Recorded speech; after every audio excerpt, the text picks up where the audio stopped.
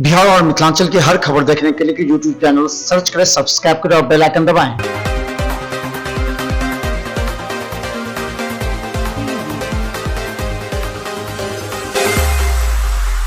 नमस्कार, बिहार मिथिला न्यूज में आपका स्वागत है। मैं हूं मनोज और बड़ी खबर बता दें, पप्पू यादव जन अधिकार पार्टी के नेता की अचानक तबियत बिगड़ गई है।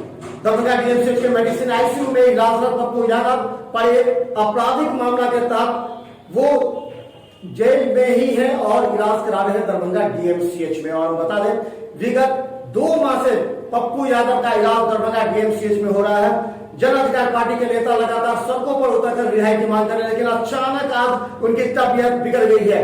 3 दिनों से तेज बुखार की शिकायत को लेकर के उनकी आज जांच की गई है।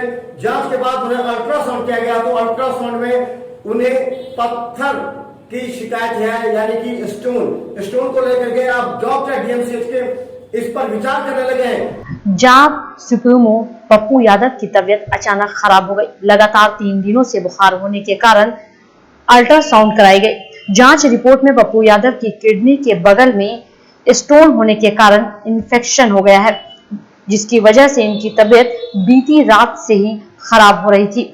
जन अधिकार पार्टी के नेता पप्पू यादव एक मामले में कैदी के रूप में डीएमसीएच में इलाज करवा रहे हैं, जबकि उनकी रिहाई के लिए जन अधिकार पार्टी के नेता पटना से लेकर के सभी जिले में आक्रोशपूर्ण प्रदर्शन करते रहे हैं।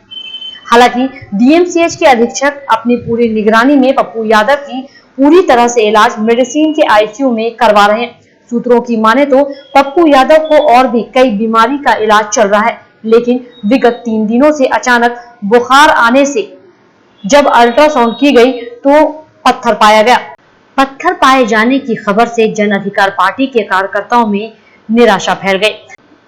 अब सवाल यह है कि आखिर पप्पू यादव की अगर तबीयत इतनी खराब है तो जन अधिकार पार्टी के नेता पटना या निजी अस्पताल में इलाज के लिए क्यों नहीं कोर्ट से गुहार लगा रहे हैं।